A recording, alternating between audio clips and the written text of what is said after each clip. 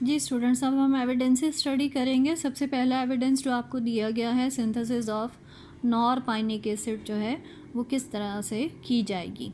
उसके लिए आप देखें कि आपको जो रिएक्टेंट्स दिए गए हैं, एसीटोन है, इथाइल सियानो एसीटेट दिया गया है, इसके 2 मोल्स यूज़ होंगे और इसके साथ अमोनिया जो है वो यूज़ की गई है। In the presence of ethanolic solution जो है वो यहाँ पर लिया गया है और उसमें रिएक्शन जो है वो करवाया गया है और इससे आपके पास जो एंड प्रोडक्ट बन रही है वो आपके पास जो है ट्रांस नॉरपाइनिक एसिड जो है वो प्रोड्यूस हो रहा है। अब इसकी जो सिंथेसिस है उसको हम किस तरह से रिपोर्ट करेंगे, उसके लिए देखिए आप यहाँ मैंने इसको कुछ एक्सप्लेन करके जो है वो आपको दिया है। जो फर्स्ट प्रोडक्ट बनी वो कैसे बनेगी, देखिए एसीटोन है, उसके साथ ये इथाइल सियानो एसीटेट, इसका स्ट्रक्चर मैंने जस्ट ओपन करके लिखा है। ये जो सियानो के साथ CH2 है उसकी हाइड्रोजन मैंने अलग से करके लिख दी क्योंकि ये एसिडिक होगी। एक तरफ इसके सियानो अटैच है, दूसरी तरफ इसके साथ जो है वो कार्बोनाइल अटैच है। सो ये दोनों हाइड्रोजन एसिडिक होंगी और यहाँ से H2O निकल जाएगा, वाटर निकल जाएगा। कार्बन की चूँकि 2 वैलेंसीज कम हो जाएंगी तो एक कार्बन इसके साथ बॉन्ड बना देगा, दूसरा इसके साथ बना देगा क्योंकि उसने एक हाइड्रोजन यहाँ से ली है और एक हाइड्रोजन यहाँ से ली है। इस तरह से आप देखें नीचे ये CH3 के दोनों कार्बन के साथ जो है वो बॉन्ड बने और इनके साथ सियानो ग्रुप जो है वो इसी तरह एज सच लिंकअप हुआ हुआ है। दूसरी तरफ आपके पास एस्टर ग्रुप था। ये जो एस्टर है ये रिएक्ट करेगा अमोनिया के साथ और इसमें से देखें एस्टर में से मैंने आपको बताया था कि ये C double bond OET breakup होता है और यहाँ से अमोनिया की हाइड्रोजन जो है वो इसमें से निकलेगी और ये एथेनॉल ETOH निकल जाएगा दोनों एंड से और आपके पास जो है C double bond O through NH आपस में लिंकअप हो जाएगा। तो ये आप देखिए C double bond O through NH आपस में लिंकअप होकर ये प्रोडक्ट बना दी। नेक्स्ट स्टेप में देखिए इसको सोडियम एथॉक्साइड के साथ आपने रिएक्ट करवाना है। जब आप इसको सोडियम एथॉक्साइड के साथ रिएक्ट करवाएंगे, sodium ethoxide is a base, वो क्या करेगी, वो फिर से इसकी ये जो अल्फा हाइड्रोजन है, सेकंड हाइड्रोजन है, वो दोनों में से रिमूव करके कार्बेनाइन जनरेट कर देगी। ये कार्बेनाइन जो है वो CH2I2 के साथ जो है वो रिएक्ट करेगा। इसका स्ट्रक्चर मैंने यहाँ पर ओपन करके लिखा है। आप देखें कि कार्बेनाइन कार्बन पे अटैक करेगा और आयोडाइड को रिमूव कर देगा। इस तरह से आपके पास यहाँ पे ये नेक्स्ट जो है वो बन जाएगा प्रोडक्ट, जिसमें आप देखें कि रिंग के साथ अंदर जो है CH2I जो है वो आपके पास अटैच हो गया। ये जो CH2I आपके पास अटैच हुआ, फिर सेकंड कार्बेनाइन इसके ऊपर अटैक करेगा और सेकंड आयोडाइड को रिमूव कर देगा। तो आपके पास नेक्स्ट प्रोडक्ट जो है वो ये बन जाएगी, जिसमें एक 4 मेंबर रिंग आपके पास बन गया है और बाकी सारा स्ट्रक्चर आपके पास उसी तरह से है। अगले स्टेप में देखिए इसकी हाइड्रोलिसिस करवाई गई है और बाद में basic hydrolysis and then acidification. Hydrolysis के रिजल्ट में 2 फंक्शन होंगे, एक तो सियानो ग्रुप की हाइड्रोलिसिस पॉसिबल है, ये कार्बोक्सिलिक एसिड में कन्वर्ट हो जाएगा। दूसरा इसमें इमाइड लिंकेज मौजूद है, C double bond ONH imide linkage है, इस तरफ भी है और इस तरफ भी है, ये दोनों भी यहाँ से हाइड्रोलाइज हो जाएंगे। ये C डबल बॉन्ड OH बन जाएगा, वाटर का OH और NH के साथ वाटर की हाइड्रोजन। इसी तरह से जब यहाँ से बॉन्ड ब्रेकअप हो जाएगा तो ये भी COOH बन जाएगा, एक और हाइड्रोजन नाइट्रोजन के साथ आएगी। इस तरह से ये जो NH है in the form of ammonia इसमें से निकल जाएगा और आपके पास देखिए सिर्फ आपका 4 मेंबर रिंग जो है वो रह गया, जिसके साथ नाइट्राइल का हाइड्रोलिसिस से COOH आया और दूसरी तरफ इमाइड लिंकेज की हाइड्रोलिसिस से COOH आ गया। तो ये आपके पास दोनों कार्बोक्सिलिक बन गया। अब चूँकि एक ही कार्बन के साथ 2 कार्बोक्सिलिक अटैच हैं, सो ये दोनों तरफ से कार्बन डाइऑक्साइड निकल जाएगी और आपके पास सिर्फ 4 मेंबर रिंग रह जाएगा, जिस 4 मेंबर रिंग के साथ जो है 2 कार्बोक्सिलिक ग्रुप आपके पास अटैच हैं।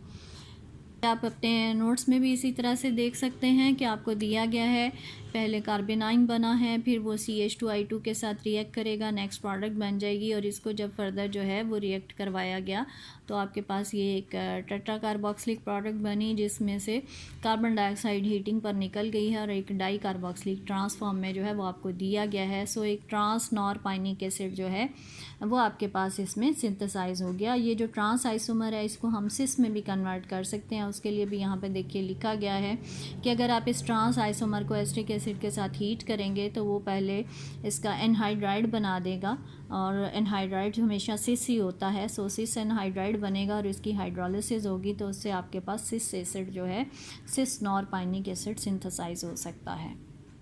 नेक्स्ट एविडेंस इसमें से देखिए, जब हमने सिस नॉरपाइनिक एसिड सिंथेसाइज कर लिया है तो उसी से आगे अब पाइनोनिक एसिड जो है वो बनाया गया है। So this is the evidence for pinonic acid. इसमें आप देखिए कि आपके पास यहाँ पे दिया गया है ट्रांस नॉरपाइनिक एसिड जो हमने ऊपर सिंथेसाइज किया। उसको जब आप एसिटिक एनहाइड्राइड के साथ रिएक्ट करेंगे तो ये पहले इसकी कॉन्फ़िगरेशन चेंज करेगा और फिर इसका एनहाइड्राइड बना देगा और ख़ुद एसिटिक एसिड में कन्वर्ट हो जाएगा। तो आपके पास यहाँ पर जो है ये इसका एनहाइड्राइड बन गया, C डबल बॉन्ड O और C डबल बॉन्ड O, इसमें से वाटर जो है वो निकल जाएगा। तो ये आपके पास प्रोडक्ट बन गई सिस एनहाइड्राइड। सिस एनहाइड्राइड जो है उसका फर्दर सोडियम इन एथेनॉल के साथ रिएक्शन करवाया गया है और ये प्रोडक्ट आपको दी गई है। इस प्रोडक्ट को भी मैंने एक्सप्लेन करके लिखा है ताकि आप इसको अंडरस्टैंड कर सकें। इसमें देखिए कि ये आपके पास जो है एनहाइड्राइड बना। इसको जब आपने सोडियम इन एथेनॉल के साथ रिएक्शन करवाया तो आपको पता है ये रिड्यूसिंग एजेंट है, रिडक्शन करेगा और इसकी रिडक्शन में देखिए ये बॉन्ड ब्रेकअप हो जाएगा। C डबल बॉन्ड O के साथ आपके पास H आ जाएगा और इसी तरह से ये C डबल बॉन्ड O और इसके साथ डायरेक्टली H लिंकअप हो जाएगा। एक तरफ कार्बोक्सिलिक एसिड ग्रुप बन जाएगा और दूसरी तरफ आपके पास एल्डिहाइडिक ग्रुप जो है वो बन जाएगा। ये जो आपके पास एक तरफ कार्बोक्सिलिक और दूसरी तरफ एल्डिहाइडिक ग्रुप बना, इसकी फ़र्दर रिडक्शन करवाई है। फ़र्दर रिडक्शन में आपको पता है एल्डिहाइड की रिडक्शन हो सकती है और ये C डबल बॉन्ड O में हाइड्रोजन अगर ऐड कर दें तो ये CH2 और ये OH में कन्वर्ट हो जाएगा। इसका मतलब प्राइमरी अल्कोहल बन जाएंगी। सो आपके पास ये प्रोडक्ट बन गई C डबल बॉन्ड OH ऊपर से उसी तरह से और नीचे आपके पास प्राइमरी अल्कोहल। एथेनॉल चूँकि रिएक्शन मिक्सचर में मौजूद है तो कार्बोक्सिलिक एसिड एथेनॉल के साथ रिएक्ट करेगा और एस्टर में कन्वर्ट हो जाएगा। तो आपके पास देखिए ऊपर एस्टर बन गया और नीचे CH2OH। नोट्स में डायरेक्टली जो है एनहाइड्राइड से ये प्रोडक्ट बनाई गई है सोडियम इन एथेनॉल के साथ, तो आपको पता होना चाहिए कि कैसे बनी है। उसके बाद ये जो प्रोडक्ट आपके पास बन गई है, इस प्रोडक्ट को फर्दर जो है वो आगे रिएक्शन सीक्वेंस आपके नोट्स में कुछ इस तरह से दिया गया है। जी, ये प्रोडक्ट हमने डिस्कस कर ली। इसको HBr के साथ रिएक्ट करवाएं, देन KCN के साथ इसको रिएक्ट करवाएं। पहली कंडीशन तो HBr है। HBr आपको पता है एसिड है। एसिड क्या करेगा, एस्टर की हाइड्रोलिसिस करेगा, COOH में कन्वर्ट कर देगा। दूसरी तरफ एस्टर इस अल्कोहल की प्रोटोनेशन करेगा, ये OH2 पॉजिटिव आयन में कन्वर्ट हो जाएगा और ब्रोमो इसके ऊपर अटैक करके वाटर को इसमें से रिमूव कर देगा। इस तरह से पहले आपके पास CH2Br और यहाँ पे COOH बन जाएगा।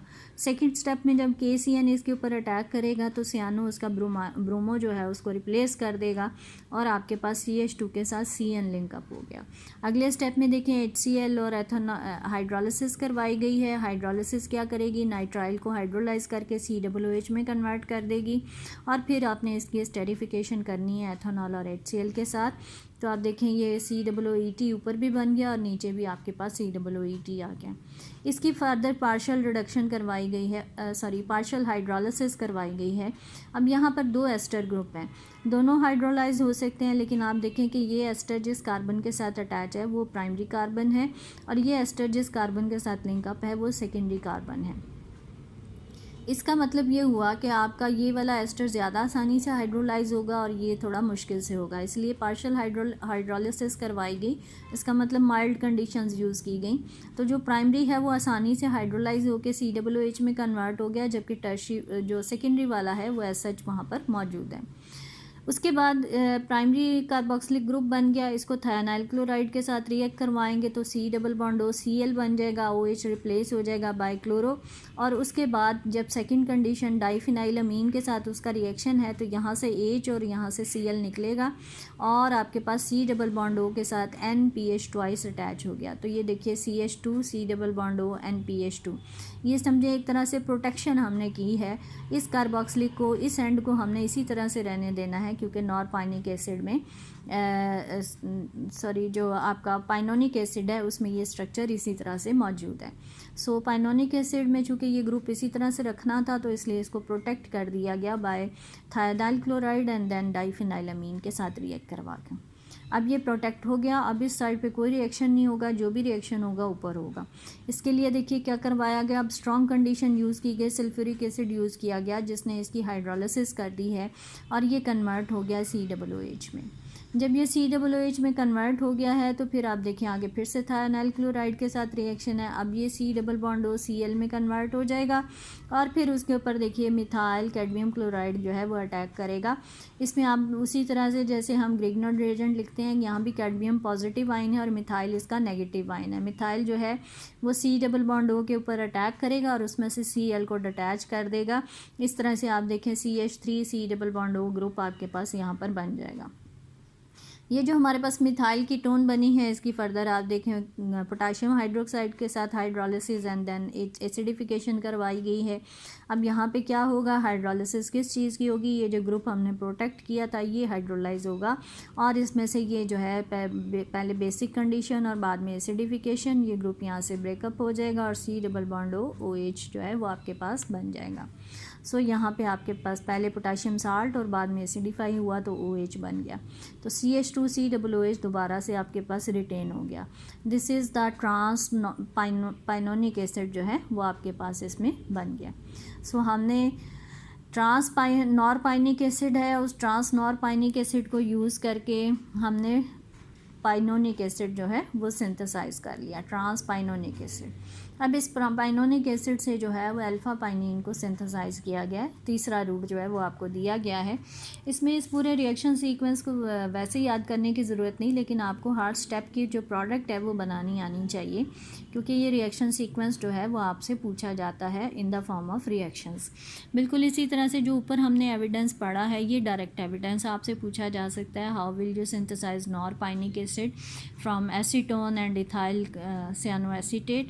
तो आपको पता होना चाहिए कि तीसरा रिएजेंट उसमें आप अमोनिया यूज़ करेंगे तो आपके पास ये प्रोडक्ट जो है वो बन जाएगी।